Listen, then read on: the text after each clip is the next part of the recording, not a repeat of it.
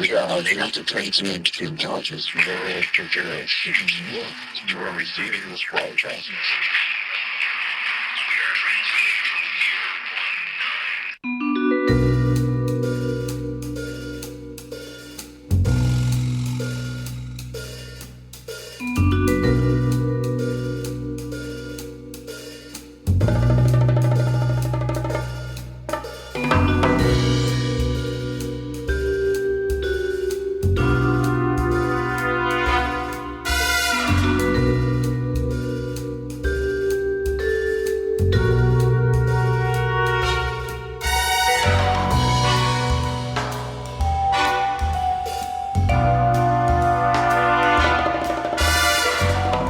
Welcome to episode 43 of the Horror Double Bill, the podcast where each week we pair two movies to create something greater than the sum of their parts.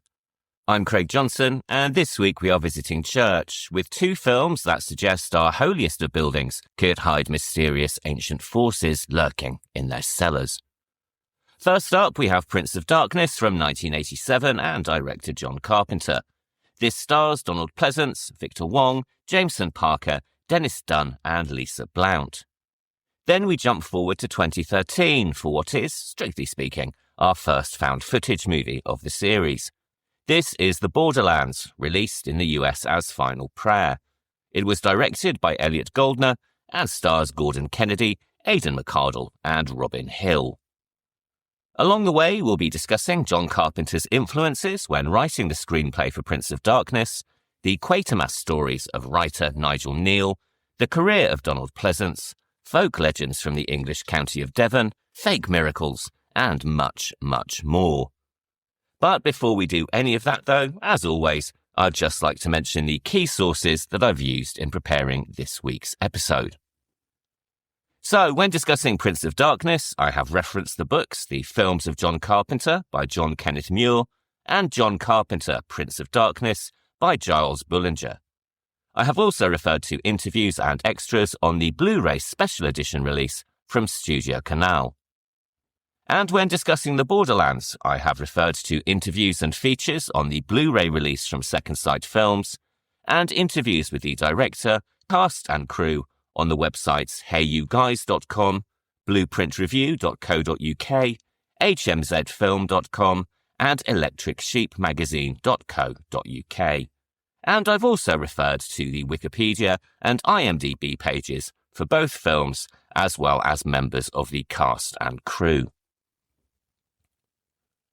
Following the success of Halloween in 1978 and The Fog in 1980, John Carpenter continued his winning streak with the dystopian science fiction adventure Escape from New York, which was released in July 1981. Grossing more than $50 million worldwide on an estimated budget of $6 million, this was Carpenter's third successful independent movie in a row, and so it's not surprising that Hollywood studios came knocking at his door. Sadly, as we all know now, his next film, and his first feature for a major studio, was not so successful. His 1982 remake of The Thing, which has gone on to quite rightly be regarded as a classic, was slated by the critics, and more importantly, was also deemed a misfire by the fans, who stayed away in their droves. It would not be until it was released on home video that it truly found its audience, going on to inspire legions of directors, as well as video games, comic books, documentaries, and much, much more. However, this all came far too late for Carpenter, who said of the experience, quote, "I take every failure hard. The one I took the hardest was The Thing.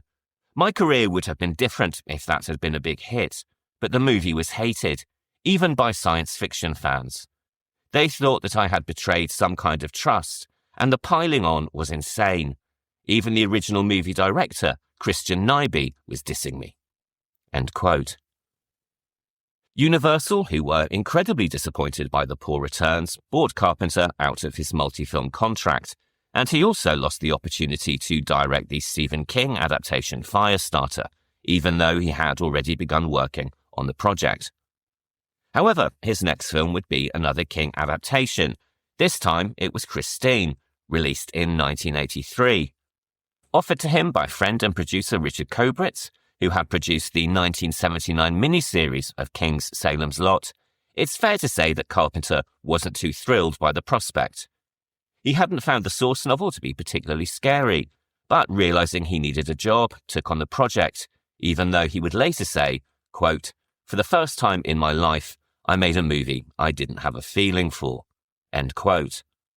On the plus side, there was little to no interference from Columbia Studios, whom Carpenter later called true gentlemen and professionals.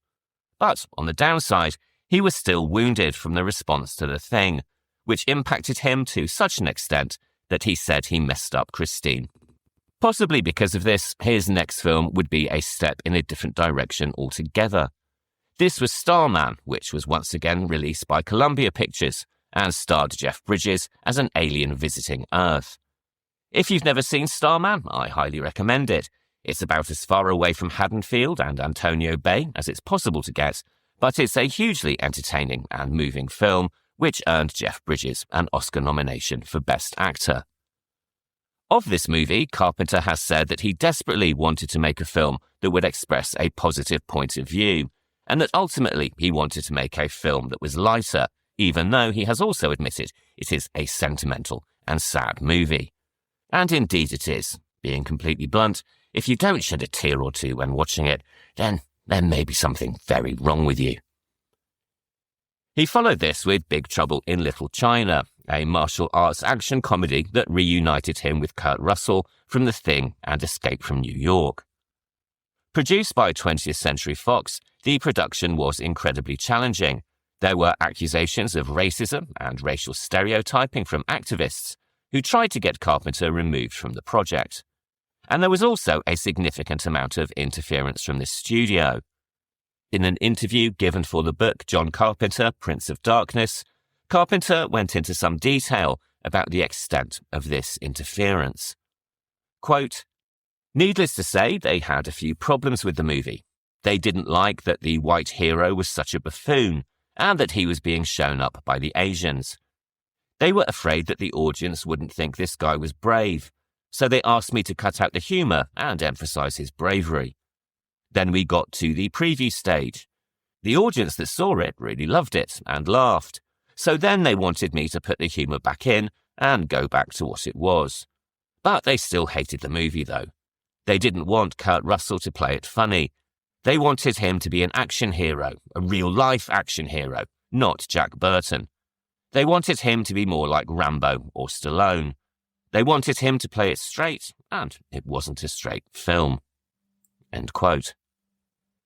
Sadly, the film was not a success, something that Carpenter feels was due to bad timing and the fact that it was released in the middle of the hype for James Cameron's Aliens, which would be released just 16 days later. Misunderstood by audiences and critics, it grossed only $11.1 million in the US against a budget of $25 million. It led to the studio effectively closing their doors, but more than that, the experience left Carpenter incredibly disillusioned. At one point following the film's release, he considered writing a book about his experiences in Hollywood, saying that he was burned out on making films. The only thing that stopped him, he later said, was that he didn't have enough to say at the time, and that he also still wanted to make more films. So, while he may have been burned by the studio system, he wasn't out for the count just yet. Tired of studio interference, he decided to return to his independent roots, which may have meant lower budgets, but at least gave him full autonomy. In 1986, he signed a multi-picture deal with an independent production company called Alive Films. They offered to allocate $3 million per movie and complete creative control. All of which brings us on to our first film of the week, which is 1987's Prince of Darkness. This was, of course, directed by John Carpenter and stars Donald Pleasence, Victor Wong, Jameson Parker, Dennis Dunn, and Lisa Blount. And now we are getting into the spoiler section of this week's episode, so, as usual, please approach with caution if you haven't yet seen the film. Prince of Darkness tells the story of a group of graduate students led by quantum physicist Howard Birack, played by James Wong. They have been enlisted by a Catholic priest, played by Donald Pleasence. In the credits, he is listed simply as priest, but in the production notes, he is called Father Loomis, and this is a nod to the character of Sam Loomis from Halloween, which in itself is a nod to the character played by John Gavin in Alfred Hitchcock's Psycho. Loomis has discovered a secret preserved for centuries by a mysterious religious order called the Brotherhood of Sleep. And the secret is a gigantic cylinder of swirling green energy locked away in the basement of a church in downtown LA. Combining their scientific and linguistic expertise, and with the use of a computer, the group decode a medieval text, discovering that the cylinder contains the essence of a being called the Son of Satan. But although the film has more than its fair share of religious trappings, this is not necessarily the Satan that we know from biblical mythology. In Carpenter's world, the being known as Satan is a god of antimatter, existing in another dimension until the moment is right for him to return to Earth to bring about its ultimate destruction. And this return is something that the Son will attempt to accomplish if the green energy in the canister takes corporeal form. Not only that, but Jesus, as it turns out, was not the Son of God, but a humanoid alien who came to Earth to warn of the threat to all mankind.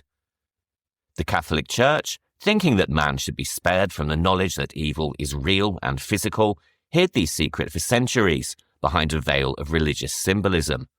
However, after lying fairly dormant for millennia, the energy in the canister is now on the move, attempting to make itself corporeal and bring Satan back to Earth. Carpenter's inspiration for the movie came from an interest in quantum physics and quantum mechanics, two concepts that are decidedly out of my wheelhouse and which I'm not even going to attempt to explain here. So at this point, I'll hand over to Carpenter himself. Quote, "I'd been doing a lot of reading on theoretical physics and atomic theory, and I found it to be amazing. Not only amazing, but also it was transforming the truth of it all. The point of quantum mechanics is something called observer-created reality, which in one bold and terrifying stroke slams at the heart of human perception and its understanding of the objective Newtonian reality. So I thought it would be interesting to create some sort of ultimate evil and combine it with the notion of matter and antimatter. Since there is a mirror of antimatter for every particle of matter, I thought it would be great to have an anti-god, namely a mirror opposite of God that would be totally evil. I started from that premise and worked in various ideas." End quote.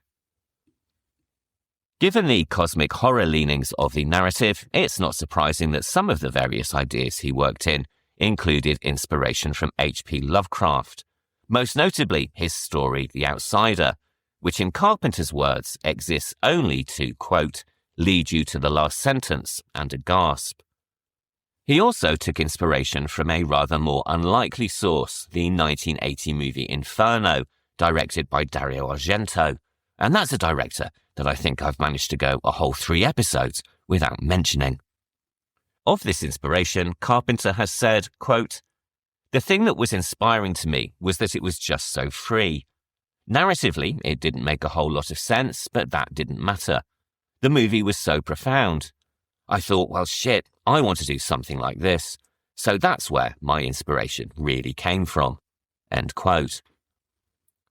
In addition to these, there is also the influence of Jean Cocteau in the use of mirrors and reflective surfaces, but more than anything else, there is also the work of legendary science fiction writer Nigel Neal, a writer with whom Carpenter had worked, albeit unsuccessfully, on the movie Halloween 3, Season of the Witch. And before I progress any further, we are also about to get into some fairly major plot spoilers for Neal's stories, Quatermass and The Pit, and The Stone Tape. So again, if you haven't seen these dramas, please proceed cautiously. Nigel Neal is probably one of the most influential science fiction writers of the last century, with his work inspiring a legion of authors and filmmakers, consciously or unconsciously, even to this day.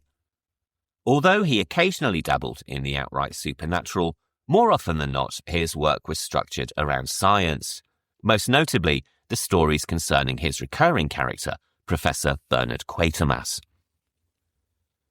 Quatermass was first introduced to viewers with the BBC series The Quatermass Experiment, which told the story of an astronaut returning from space who may have brought back something rather nasty with him. An early example of body horror, this series was a sensation when first televised by the BBC in 1953, and was the first science fiction programme to be written specifically for a British adult TV audience. Like all TV programmes of the time, it was broadcast live, so sadly only 2 episodes, which were recorded during the live broadcast, remain in existence. Its first broadcast in July of 1953 coincided rather happily with the coronation of Queen Elizabeth 1 month earlier, an event for which many people had specifically bought TV sets. Opening with an estimated audience of 3.4 million people for the first episode and increasing to 5 million for the 6th and final episode, it is an early example of appointment to view television. It was then made into a Hammer movie in 1955, the success of which led that studio to switch from crime dramas to science fiction and horror. Professor Quatermass returned to the BBC once again in the autumn of 1955 with the follow-up Quatermass 2. This series told of a nefarious alien plot to take over the Earth while infiltrating the highest levels of government, and you can insert your own jokes here. Although an internal memo at the BBC suggested that it was of lower quality than its predecessor, it was received very positively by the mainstream media and also earned a legion of devoted viewers. One such viewer was a woman who wrote into the production team, concerned that she would never find out the ending of the series, as she was joining a convent in Ireland before the transmission of the final episode. After ascertaining that the letter was in fact real, Nigel Neal allowed the BBC to send an outline of the story's conclusion, allowing the soon-to-be nun to take her holy orders with her questions all answered. And Quatermass 2 would also be remade by Hammer for the cinema in 1957. But perhaps the best of these series was the third instalment, Quatermass and the Pit, which was first screened by the BBC in 1958. In this story, the Professor is called in to help when a spacecraft is found buried beneath the London Underground station of Hobbs End, submerged in earth that dates the artefact more than 5 million years. It emerges that the ship once housed alien visitors, which looked rather like giant locusts, and these visitors modified pre-humans, leaving a genetic legacy that exists to this day. Over time, race memories of the aliens were translated into visions of spirits and demons, suggesting that the being we now consider the devil is in fact an alien life form, and throwing into question much that religion has taught us. This story has been reimagined and retold in various media since first being televised. There was, quite naturally, a Hammer Studios version released in 1967, but the narrative has also been used for multiple episodes of classic Doctor Who, most notably Doctor Who and the Demons in 1971 and Image of the Fendal in 1977. And as you can tell from that synopsis, there are some obvious parallels between Neil's story and the one told by Carpenter in Prince of Darkness. And this is something that is acknowledged by Carpenter himself, as he wrote the screenplay under the pseudonym Martin Quatermass, something with which, by all accounts, Nigel Neal was not particularly impressed. There was a fourth and final Quatermass story released on British TV and also theatrically in 1979. But another Neil story that we can detect in Carpenter's premise is Neil's TV drama The Stone Tape, which was aired in 1972. In this drama, a group of scientists investigate a haunting in the basement of a large country house, combining the supernatural with scientific experimentation and computer analysis. As the story progresses, these scientists come to believe that the stone walls of the cellar have acted as a form of recording material, capturing the death of a maid and playing it over and over again. It's an incredibly clever concept, and one that has lent its name to the so-called stone tape theory, an admittedly pseudo-scientific idea which suggests that physical material can hold imprints of traumatic or emotional events. And this is something that we've seen utilised in any number of horror movies, and it's also referenced in our second film this week, The Borderlands. So the combination of religion, the paranormal, and science form the basis of much of Neil's work, and we can certainly see this in Prince of Darkness. This is also the first film in which Carpenter dealt directly with religion, even if he suggests that religious philosophy is a convenient cover for something far more threatening, a ploy by the church to ensure that man remained at the centre of the universe. Carpenter has described his concept as rationalised fear and rationalised evil, saying, quote, "The devil is the personification of evil, and I always thought that evil is everywhere. The idea of the devil has always confused me slightly. According to what I understand, and I'm not an expert on this, the devil is Lucifer or Satan, or whatever you want to call it, and he is a saint who rebelled in heaven before earth was created. I'm confused that absolute evil arose in a place of absolute good. How did it happen? What does that mean? Does that mean that heaven is no more perfect than any other place? I suppose I'm not convinced, because the literal belief seems so easy." End quote. For the role of the priest, Carpenter cast Donald Pleasence, an actor with whom he had already worked on Halloween, Escape from New York, and, in his role as co-producer, Halloween 2. By this time, the actor and director had become friends, and having read the script, Pleasence asked to play the role.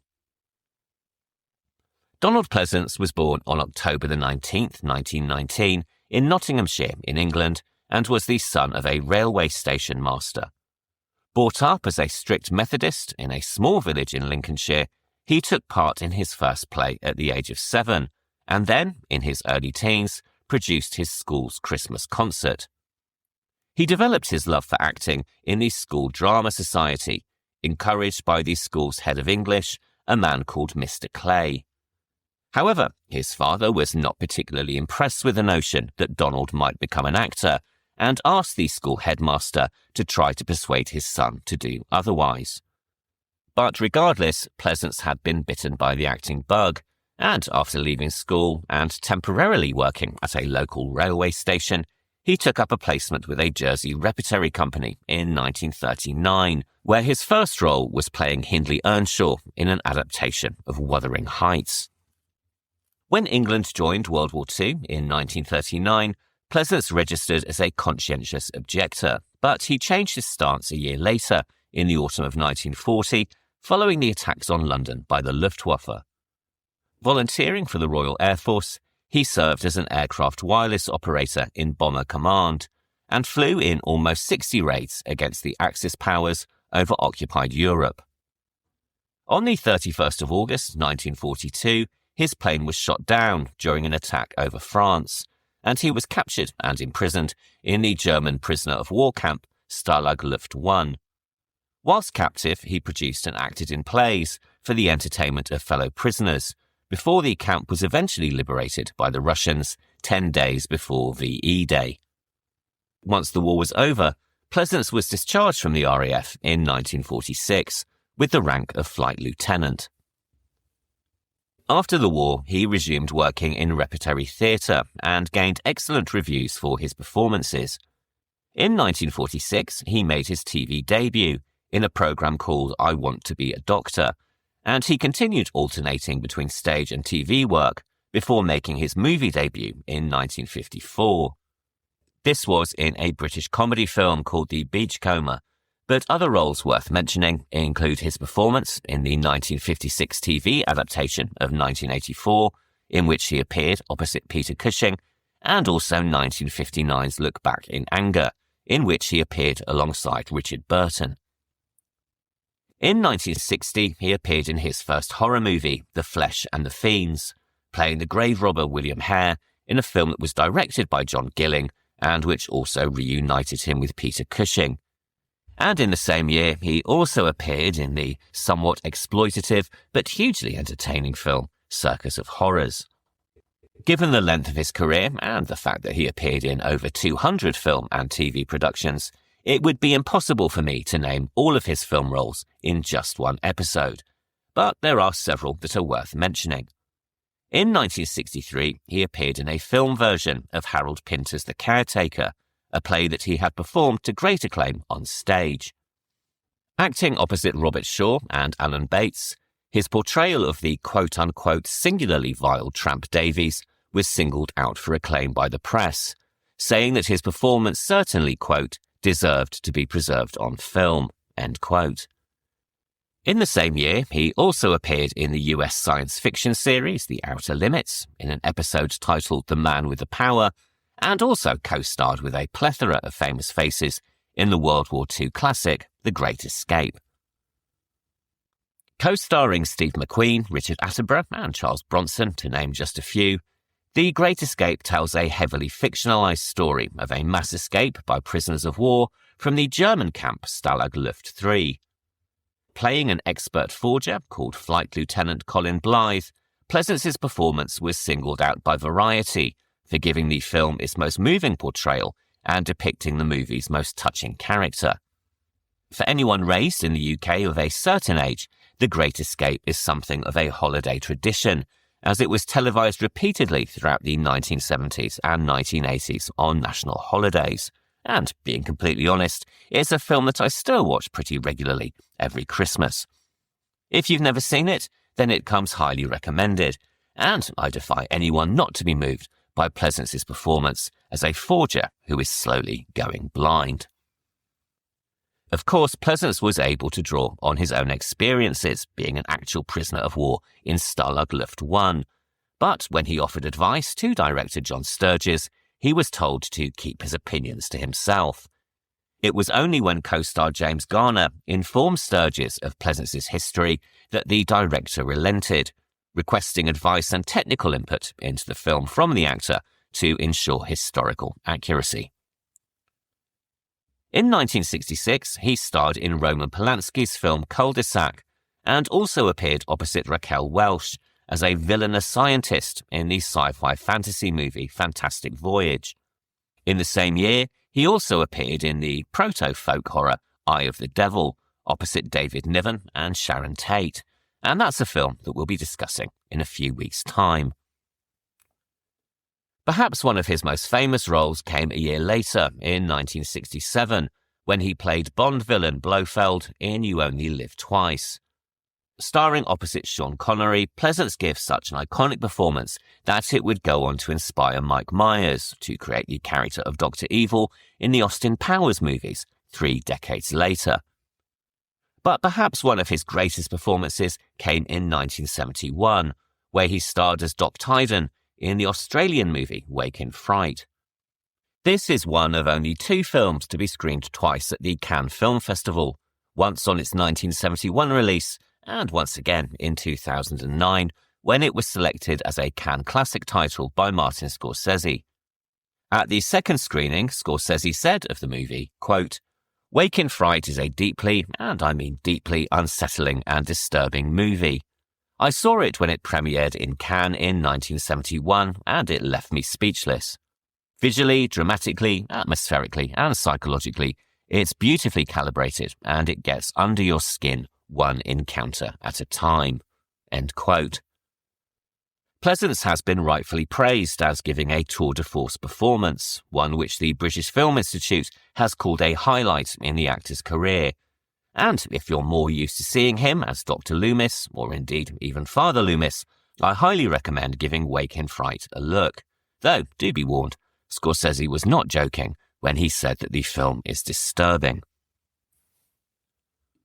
Also in 1971, he appeared in the debut feature from George Lucas, THX 1138.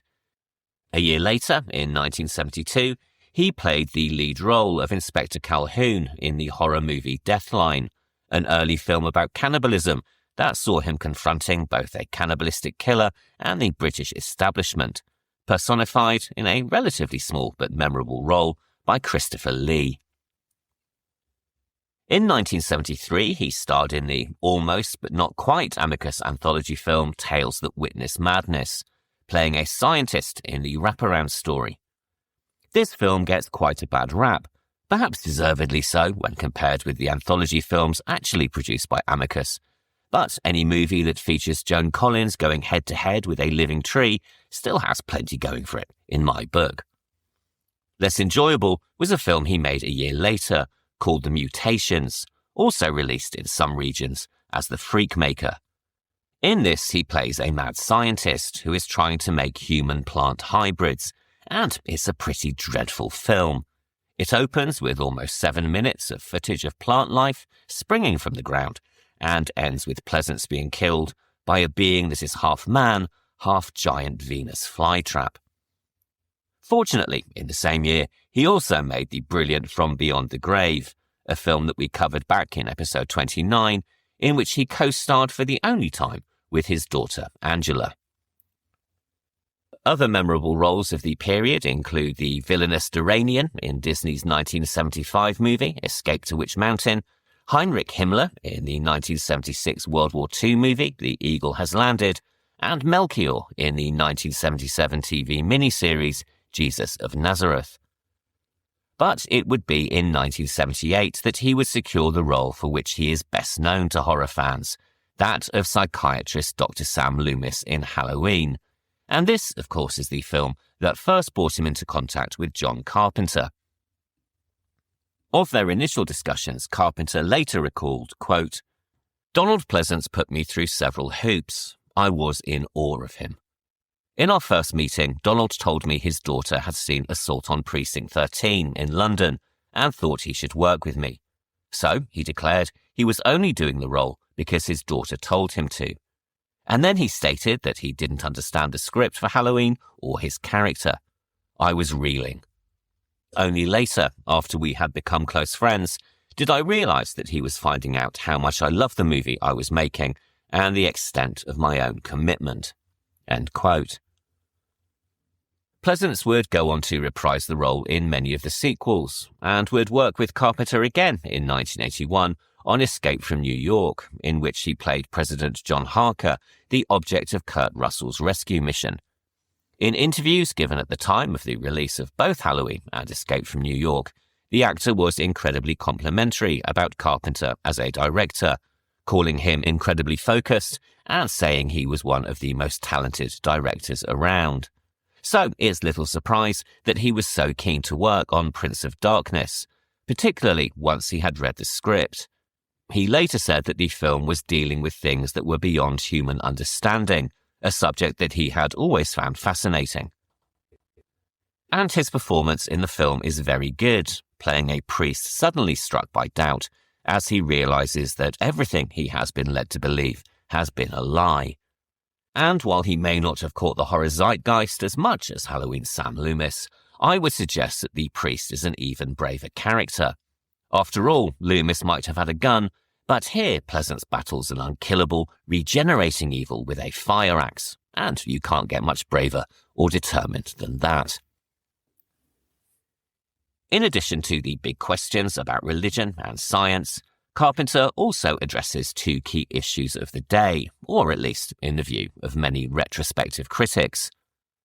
Several people have suggested that Prince of Darkness is in fact an allegory for the AIDS crisis, though it has to be said that I've not been able to find any commentary on this from the director himself. Nevertheless, the fact that the evil is spread by an exchange of fluids, often in a highly sexualized fashion, is certainly significant. HIV and the associated disease AIDS first came to public attention in 1981, with the first news story appearing in a gay newspaper, New York Native, on the 18th of May. 1 month later, on June the 5th, came the first clinical reporting of 5 cases in the US. In its early days, the disease had no official name and was often referred to by way of diseases associated with it, such as lymphadenopathy, Kaposi sarcoma, and opportunistic infection. At one point, incredibly depressingly, the CDC referred to it as the 4H disease, as the syndrome seemed to affect what they called heroin users, homosexuals, haemophiliacs, and Haitians. Another term that was suggested was GRID, which stood for gay-related immune deficiency. However, once it was determined that the disease was not isolated to the gay community, it was renamed, and the term AIDS, acquired immune deficiency syndrome, was introduced at a CDC meeting in July 1982. By 1985, there was an 89% increase in new cases compared with 1984, and the death of Hollywood star Rock Hudson, also in 1985, both elevated public awareness and, sadly, also public prejudice. Misinformation regarding the disease was rife, with many fearing that it could be spread through casual contact, leading to severe discrimination against gay men, people who were seen as high risk, and of course people who had already, very sadly, developed the illness. By 1986, when Carpenter began making his movie, 44% of Americans reported avoiding places where gay men might be present, and by the end of the year, the crisis was no longer considered a localized health issue, but a major national epidemic. By the end of the year, 12,000 Americans had died of the disease, many suffering not just with the terrible symptoms, but also from the prejudice and bigotry associated with it. On May 1st, 1986, the associated virus was named Human Immunodeficiency Virus, or HIV. Given this landscape, it's hard to imagine that Carpenter's film, with an infection spread through exchange of fluids, is not making some form of commentary. At one point, the rather annoying Walter, played by Dennis Dunn, confesses to an instance of gay panic, and soon after, nominal hero Brian states that the liquid in the canister is changing into something, and even asks whether it might be changing into a disease.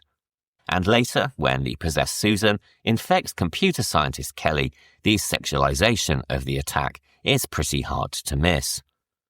Film critic John Kenneth Muir has certainly highlighted this, saying, quote, "Carpenter's Prince of Darkness made the AIDS metaphor even more explicit, with an evil force passed between partners by, well, there's no polite way to say it, ejaculated fluid." End quote. He goes on to address another issue highlighted by the film, which was the epidemic of homelessness, an issue exacerbated by the policies of then-President Ronald Reagan, who once said that very often people were, quote-unquote, homeless by choice. Playing on middle-class fears of the homeless and less fortunate, in the film, the first people to fall under the influence of the son of Satan's powers are the homeless community of downtown Los Angeles. This group are led by rock musician Alice Cooper, who became involved in the film due to his manager Shep Gordon, who was one of the producers from Alive Films. Cooper was invited to set and later recalled going to watch the filming. Whilst there, Carpenter suggested that Cooper could play one of the characters, an idea which the musician thought would be funny, suggesting that they could then see how many people recognized him when it was screened. Carpenter then suggested that maybe Cooper could be the group's leader, and as the character didn't have any lines, the musician agreed. Cooper, a long-term lover of all things horror, had for several years incorporated rather gruesome illusions into his stage act, rather in the vein of the French theatrical tradition of Grand Guignol. These included death by guillotine, electric chair execution, and on one occasion in 1987, death by a hanging gallows, which very nearly came to be a case of life imitating art. In one show, the safety harness snapped, resulting in the musician being momentarily knocked unconscious when he fell 8 feet. Another illusion was a gory stabbing with a microphone stand, a trick that Carpenter had been very impressed with when he had seen it in concert. He then asked if he could use the trick in the movie, and this led to the stabbing by bicycle scene when Cooper's character kills the departing scientist Etchison. And incidentally, if you listen very closely, on Etchison's Walkman one can briefly hear a song that Cooper wrote for the movie, called, rather unsurprisingly, Prince of Darkness. Cooper, whose real name is Vincent Fernier, is an undeniable screen presence, which is hardly surprising given his years of performing as his manic alter ego Alice. Though, that being said, perhaps the most unnerving moment regarding the homeless doesn't come from Cooper, but instead from a woman very early on in the proceedings, who grabs the priest by the arm and then tells him in a distorted voice, "It's so wonderful what you're doing, Father, opening the church again." The death by bicycle is probably the film's most memorable kill, and it has to be said, for anyone expecting the over-the-top special effects of The Thing, the killings may come as a disappointment. Though, to be fair, this of course is the difference between a film that cost $15 million and one that cost $3 million. And also, this is not a film about murders, although there are several of those. It's a film about ideas, and it is the concept, rather than the killings, that is the most frightening thing. And in any case, there are still some gruesome moments, particularly Kelly's makeup post-possession, which was created to make it look as though she'd been burned alive. Carpenter has said that because the story is about an anti-god, the effects needed to be graphic and frightening. Quote, "They needed to be hardcore. We had a very small budget for special effects. There was literally zero budget for them. It was difficult. We did a lot of groundbreaking things in Prince of Darkness because of budget limitations." End quote. But if working on a restricted budget required an enormous amount of creativity in terms of visual effects, some of these were, in hindsight, possibly a little foolhardy. The reflective mirror through which Satan attempts to emerge was actually a pool of mercury emptied from some of the equipment, and while it certainly works for the film, it's doubtful that anyone would attempt such a thing today, given mercury's high levels of toxicity. This scene, which was inspired by Jean Cocteau's 1950 movie Orpheus, occurs at the climax, when the much-transformed Kelly, now the son of Satan, attempts to pull her father into the world, leading to the moment of self-sacrifice from Catherine.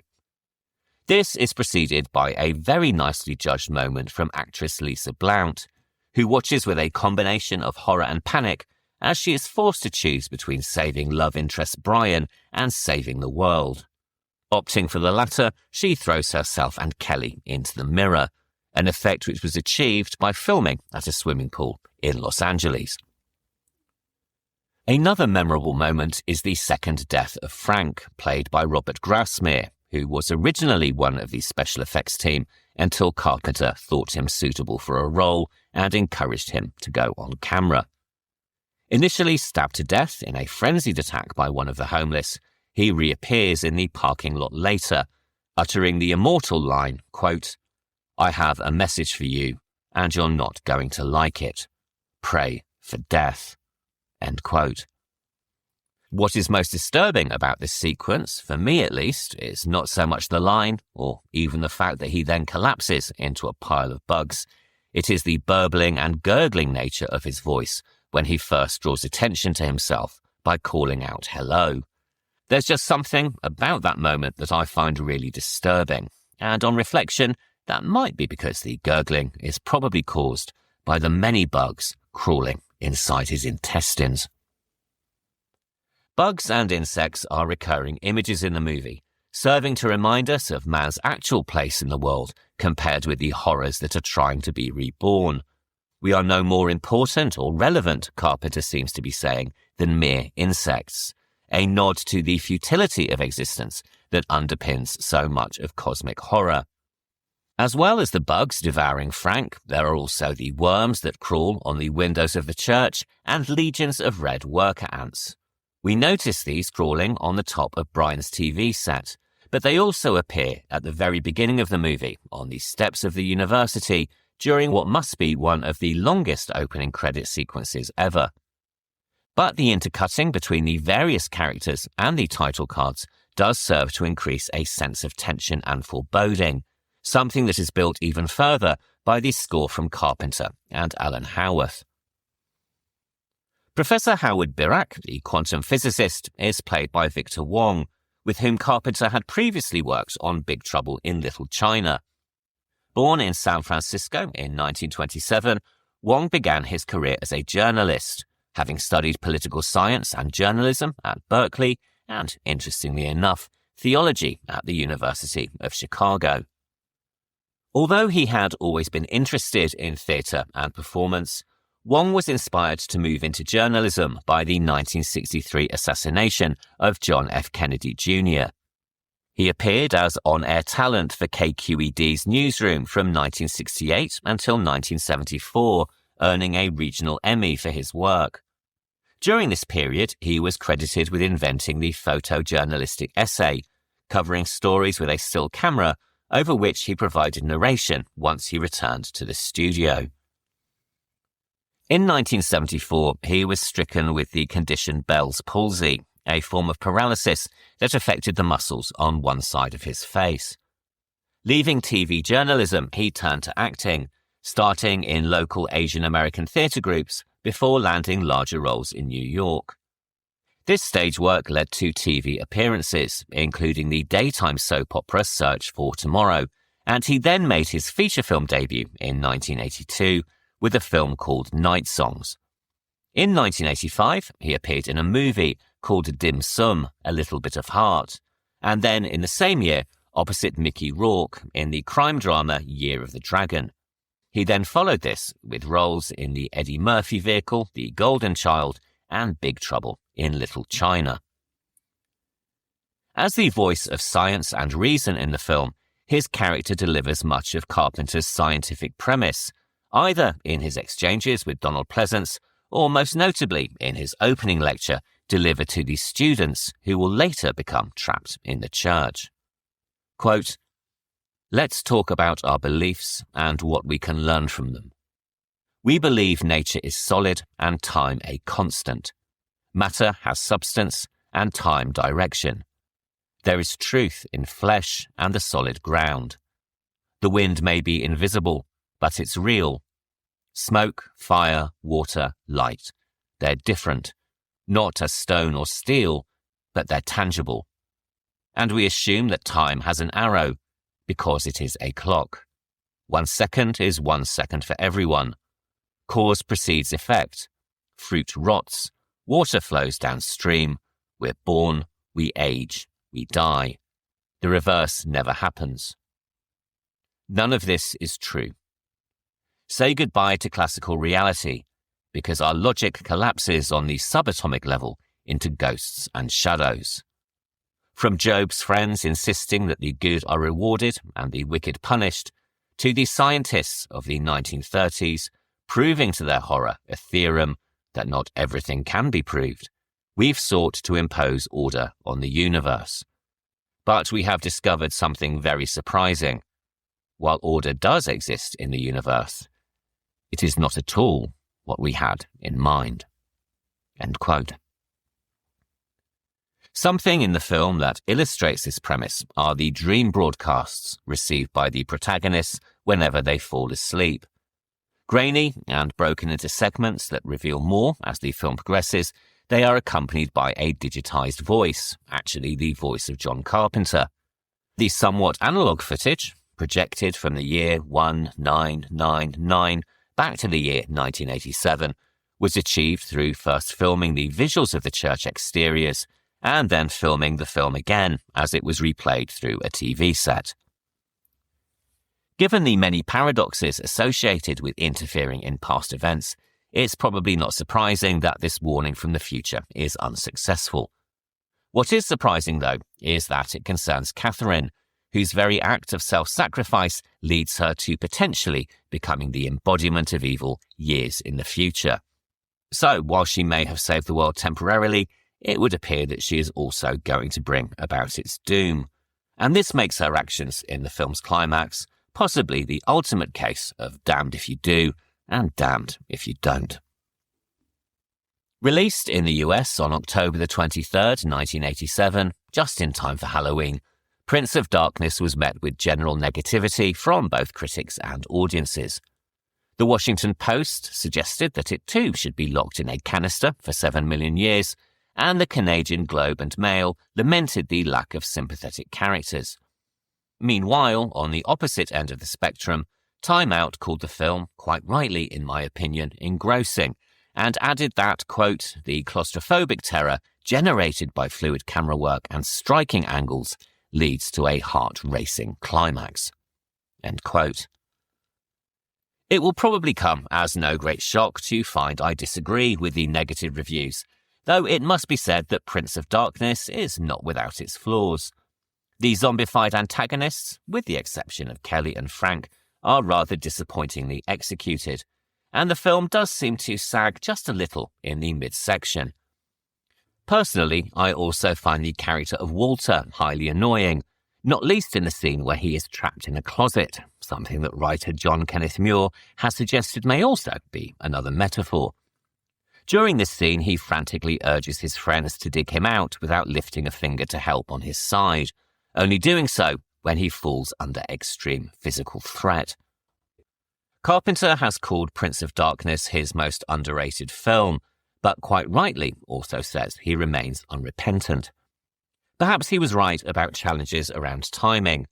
Cosmic horror has had quite the resurgence of late, and had it been released during this period, it may well have been better received. And while it may not have the out-and-out body horror of The Thing or the story-bending narrative of In the Mouth of Madness, it is certainly weird and strange enough to deserve a wider audience. Victor Wong went on to appear in numerous films and TV shows, including a memorable turn as Walter Chang in the comedy horror Tremors, released in 1990. He also appeared in the 1993 drama The Joy Luck Club and in the 1997 Brad Pitt film 7 Years in Tibet.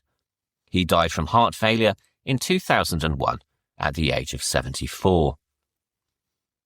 Following Prince of Darkness, Donald Pleasence continued acting across multiple genres, including several films in Italy that were, if we're honest, rather a mixed bag.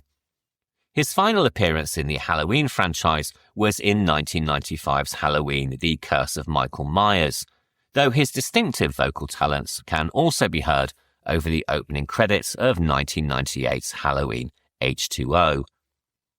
His final screen appearance was in the thriller Safe Haven, which was released in 1999, 4 years after his death. On February 2nd, 1995, he passed away at his home in France from complications following heart valve replacement surgery. He was 76 years old. All of which brings us onto our second film of the week, and another church with something nasty lurking in the basement.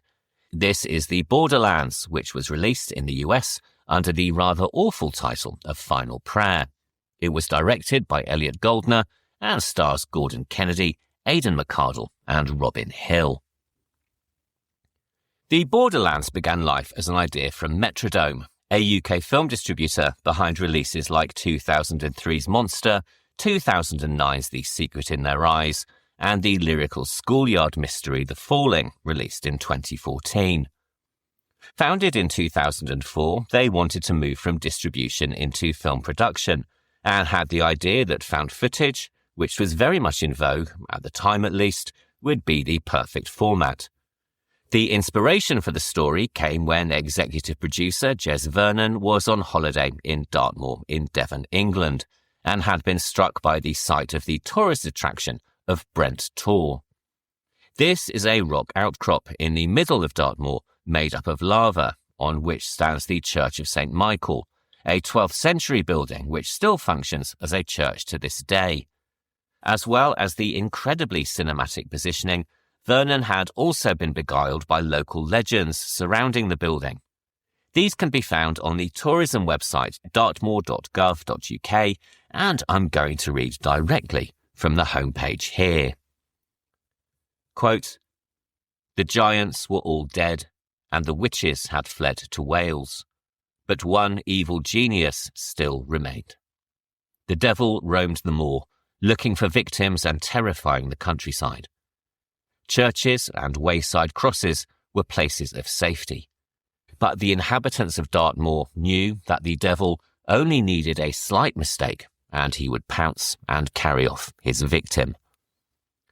One day, a rich merchant ship was sighted, making her way up the channel, bringing spices and silks from the east. The devil had been a long time without any victims, thanks to the vigilance and care of the Moor people. So he decided to wreck the ship and destroy its merchandise. That night he created a terrible storm. The wind roared, driving the ship towards the rocky coast, and the thunder rolled threateningly. All night the captain of the Virtue, for that was the name of the ship, battled to keep her afloat and away from the dreadful jagged rocks, while Hugh the merchant stayed below decks praying. Towards morning, old Hugh came up on deck to be told that no mortal power could save them now.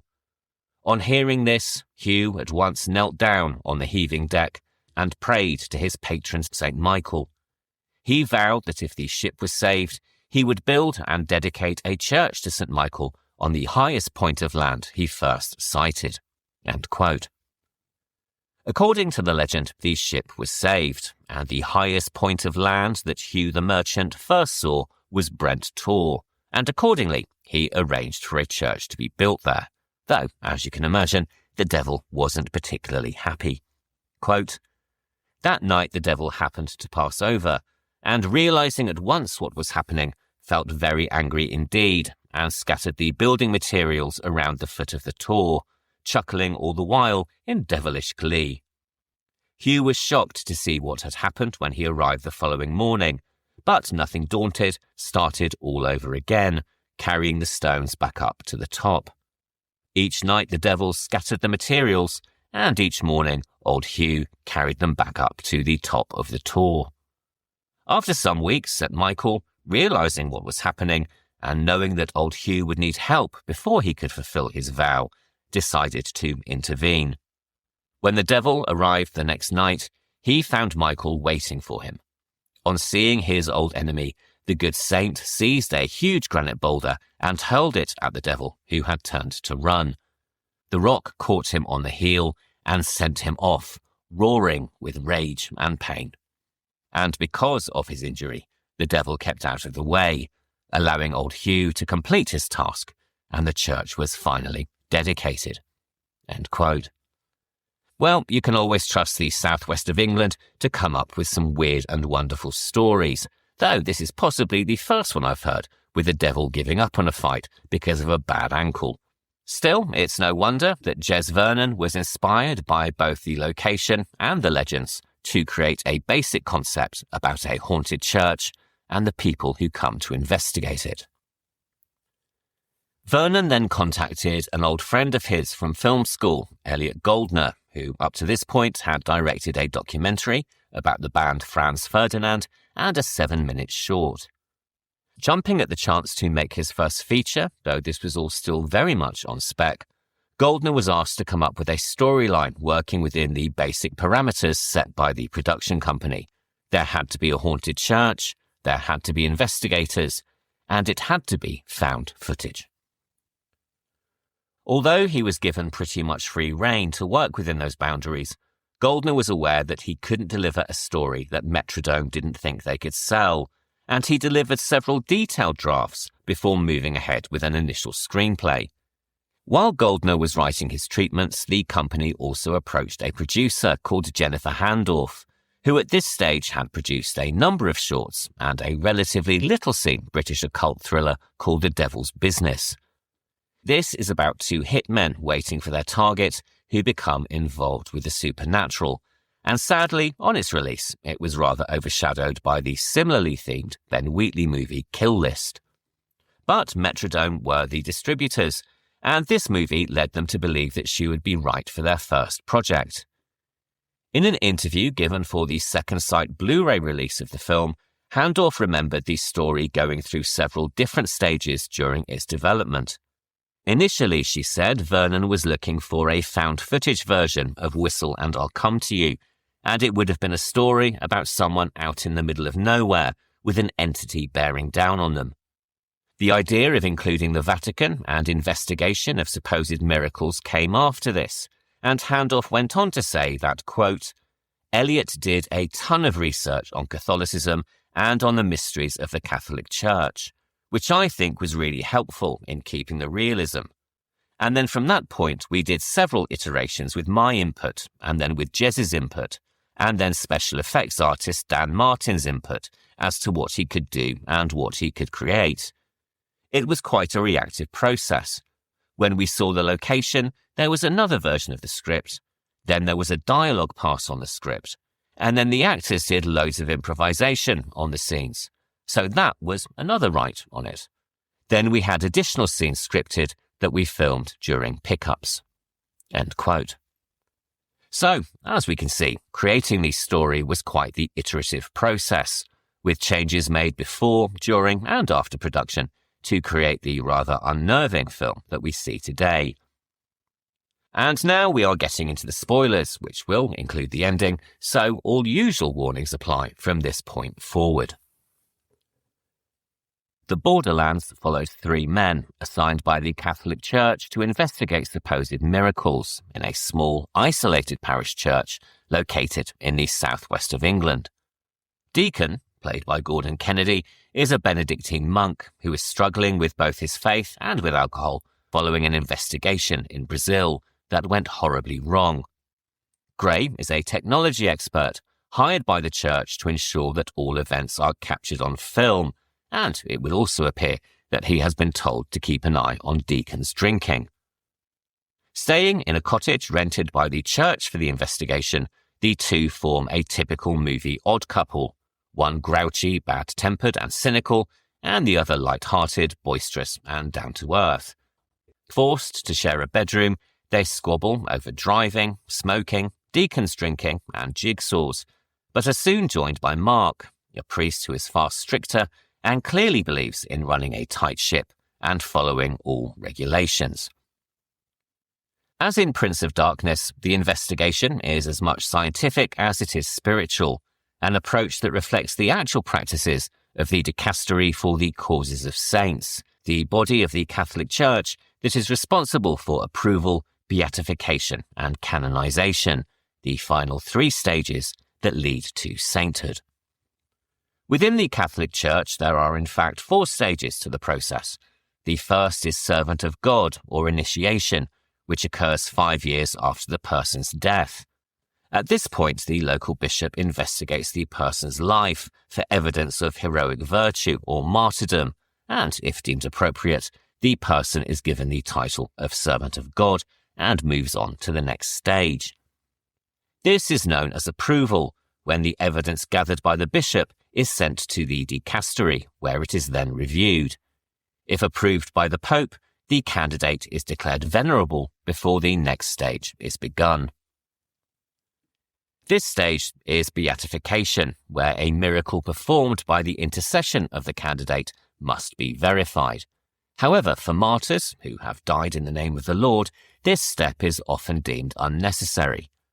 The final stage is canonization, where a second separate miracle is required and verified, at which point the candidate is canonized by the Pope and then declared a saint. The dicastery formed part of Goldner's research while writing one of the original drafts of the screenplay, and it was this research that informed the scientific approach to the investigation, as well as Deacon's cynicism, as he is here playing the part of the devil's advocate. In an interview given at the time of the film's release, Goldner said of this, quote, "The nature of their work is totally paradoxical. In order for something to be a miracle, it has to be scientifically impossible. So they attack these cases with a very scientific zeal, trying to exhaust all of the rational explanations. There was a canon lawyer who was known as the devil's advocate. If a postulator was making a case for someone to become a saint, the devil's advocate would argue the case against the miracle. Pope John Paul II abolished this office and made a whole load of other sweeping changes during his time in office, and the Vatican was dubbed the Saint Factory. He decided that having more saints was a way to connect with ordinary folk, and so, under his tenure, there were more saints created than during the papacies of all of the other popes, back to the first millennium." End quote. So there's much to be gained from faking miracles, it would seem, and Deacon would know. In the pub, he recounts the story of a supposed stigmata, which Gray claims must be real because, quote, "You can't fake stigmata. There are holes in your hands. What was it? Hidden blood capsules or something?" End quote. To which Deacon responds, quote, No, much simpler. Every day for 10 weeks, the girl's mother cut her hands and feet open. She got septicemia. Do you know what her mother said to me after she died? Now you can make my little girl a saint. End quote. But fake miracles aren't necessarily so extreme. The most common are statues that are claimed to weep tears and in some instances blood, such as a case in Montreal. In 1985, there was a statue that was reported as both crying and bleeding, but which turned out to be the statue owner's blood mixed with shaving foam. In Italy, in 2008, a church custodian called Vincenzo di Costanzo was tried for faking an incident where a statue of the Virgin Mary wept blood. Clearly not aware of DNA technology, Di Costanzo used his own blood for the hoax, and the weeping also miraculously stopped when the statue was transferred to the bishop's house. And then in 2018, at Our Lady of Guadalupe Catholic Church in Hobbs, New Mexico, a statue of the Virgin Mary was reported to be producing tears, until tests confirmed that the tears had in fact been rose-scented olive oil. And finally, as recently as February of this year, the Catholic Church declared that another statue of the Madonna was at the centre of yet another fake. In 2016, the statue's owner, Gisela Cardia, claimed that the statue had begun bleeding from the eyes, and that the Madonna had also given her private revelations. As word spread, devotees would begin visiting the statue on the 3rd of every month, gathering at a shrine set up in an open field to pray the rosary, venerate the statue, make confession, and hear Cardia's revelations. In 2025, locals who were very sceptical of the claims called in a private investigator who met with the Italian military police and reportedly presented evidence suggesting that the liquid on the statue was in fact pig's blood. And now Cardia, who is a self-proclaimed mystic, will be tried for fraud in April of this year. And if that story doesn't get a 3-part documentary series on Netflix, then there really is no justice. Meanwhile, back in the Borderlands, Mark has a few thoughts about the people who do this, saying, quote, "Some of these people think they're doing the church a favour, but in reality, all they're doing is dragging us back to the Dark Ages." End quote. As well as the cottage, the church and its surrounding graveyard are also rigged with cameras, and the team are required to wear headset cameras to pick up every event, only allowed to remove them during sleep and trips to the bathroom. And this setup nicely circumvents one of the most common issues of found footage, and also the one that I find most frustrating. In many narratives, there comes a point where the most natural thing to do would be to put the cameras down and run, and I always find it somewhat annoying that people continue to film. However, in this scenario, it is actually more of an effort to take them off, and this allows the cameras to keep rolling even as the events turn increasingly macabre. This effect was created not with actual working head cameras, but through the lens of the camera operator, who was tethered to the actors with cable ties wrapped through their belt loops. As well as creating a sense of first-person immersion, particularly where Deacon is running through the fields, the conceit also allows for some nice moments of peripheral vision trickery. Most obvious is the death by suicide of Father Krellick, the local parish priest, an incredibly nervy young man who seems fairly disturbed from the outset, or a few rosaries short of a crucifix, as Gray so eloquently puts it. Initially showing the team footage of the supposed miracle, captured through a home video of a christening, he later jumps from the bell tower after implying that what he once believed to be a miracle is in fact something far worse. This is a blink-and-you-miss-it moment of camera trickery, an event that we glimpse only momentarily as Mark turns his head. This effect was achieved by producer Jen Handorf, waving a priest's surplice attached to a broom handle past the edge of the tower, something that was no small accomplishment given that she suffers from acrophobia. More subtle is the use of a gravestone, while Gray rolls a cigarette in the churchyard. Glimpsed through his camera, the eagle-eyed viewer will notice the gravestone bears Gray's name and date of death as 2013, along with the epitaph, taken before his time. However, following another quick turn of the head, this omen of what is to come has changed to instead read Grace Parks, taken before her time. The multi-camera setup also allows for more variety. As well as the perspectives of the three investigators, we also have scenes recorded on the cameras in the cottage kitchen and also in the church when Father Krellick comes to pray. This scene, which is beautifully lit by the light of floor lamps, also showcases the effective sound design from Martin Pavey, featuring an ominous rumble and knocking beneath the church, accompanied by the ghostly sound of a baby crying, foreshadowing the revelations of the climax. He also provides the scratching sounds within the church, ghostly whispers in the churchyard, ominously creaking doors, and the screaming of a sheep, all of which are brilliantly designed to jangle the nerves. Deacon is played by Gordon Kennedy, perhaps better known in the UK, for my generation at least, for his comedy writing and performances in the 1980s comedy show Absolutely. A very warm and funny man, he is about as far from the devil's advocate Deacon as it is possible to get. He was offered the role through a standard audition process, but was interested in the project because, at the time, found footage was a relatively new subgenre, and it was an area of filmmaking he hadn't explored before. He went on to say, quote, "I just thought it was an interesting way of telling stories, as it proved to be. It was a really fun way of working. There's a lot of room because they're not having to change lights all the time. Basically, you're just changing a camera. So there's a lot of room to move things around and work on stuff and improvise a bit." End quote. He went on to say that he immediately formed a connection with Robin Hill, who plays technician Gray. Hill had worked with Ben Wheatley on his feature debut Down Terrace, serving as editor, actor and writer, and also worked as an editor on Wheatley's 2011 folk horror Kill List. This led to his casting on the film through producer Jen Handorf. The chemistry between the two actors is what makes the film so effective.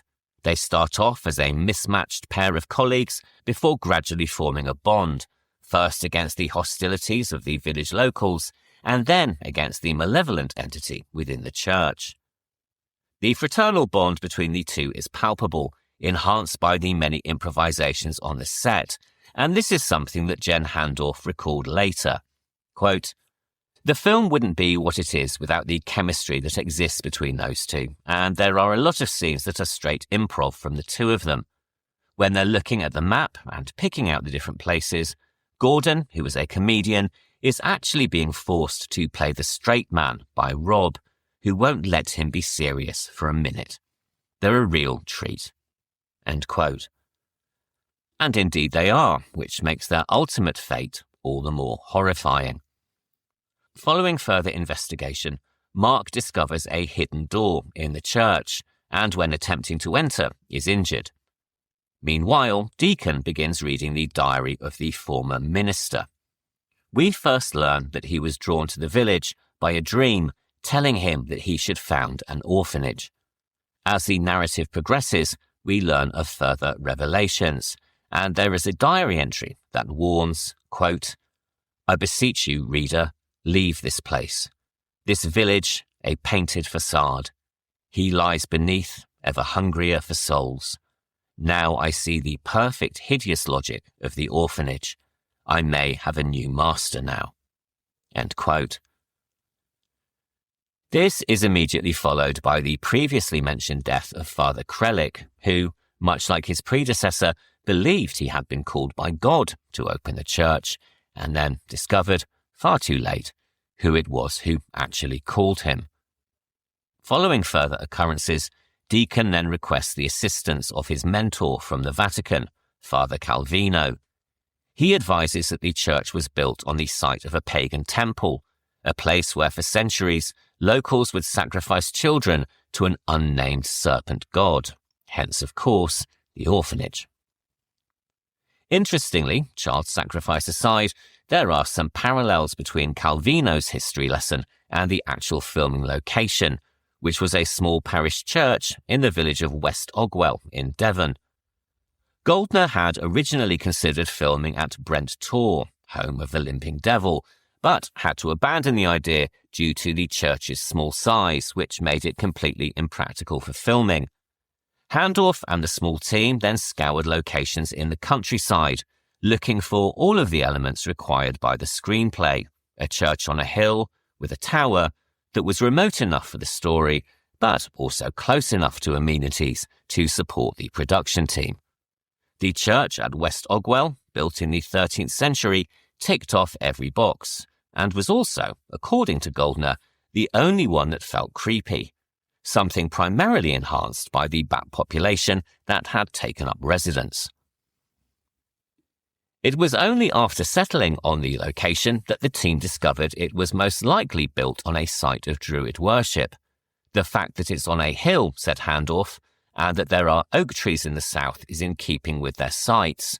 And she went on to say that the church had been built during the era that pagan sites were being taken over and their gods being done away with by Christianity.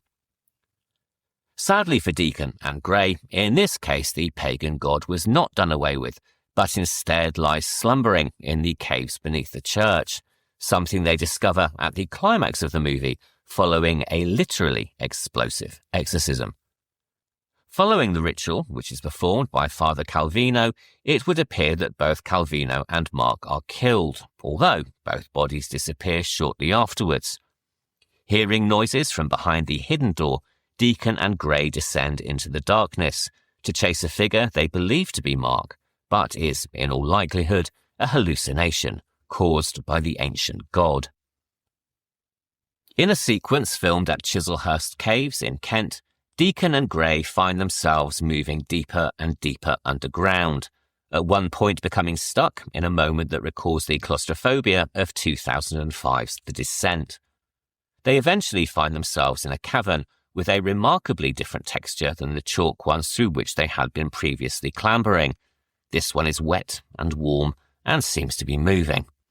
Unbeknownst to them, they have been lured into the intestines of the giant worm god sleeping below the hillside, and as the film ends, our last sight of them is of their screaming faces as they are slowly digested by the creature's stomach acid.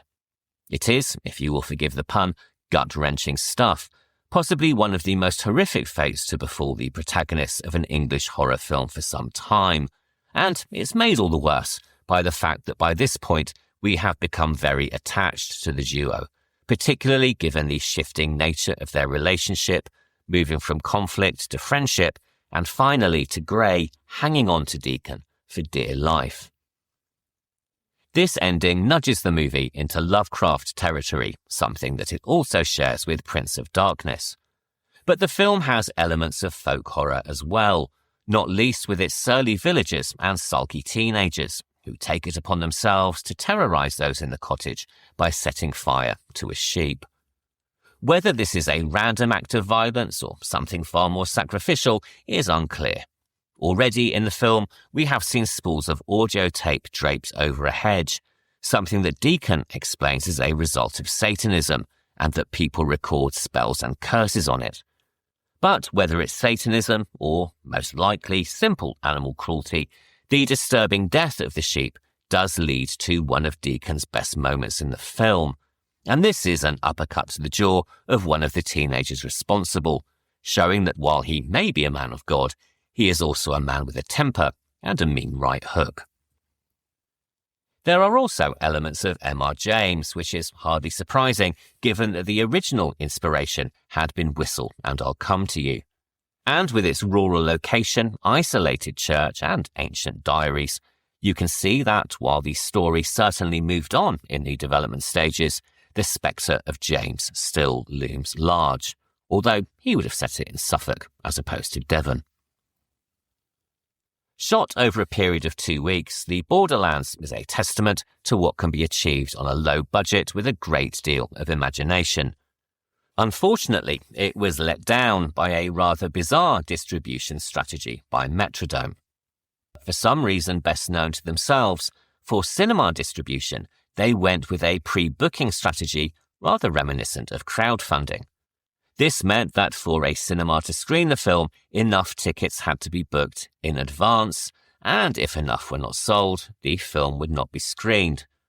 Given that it was a low-budget film by an unknown director and the debut feature from the production house, this seems rather foolish, relying more on audience goodwill than on the sleeper effect on which most good independent horror thrives. People were also rather put off by the found footage label, which unfortunately was seen as rather passé by the time of its release in 2013. As a result, despite good notices, it came and went rather quickly, and it was only on its DVD release in 2014 that it began to gain a following.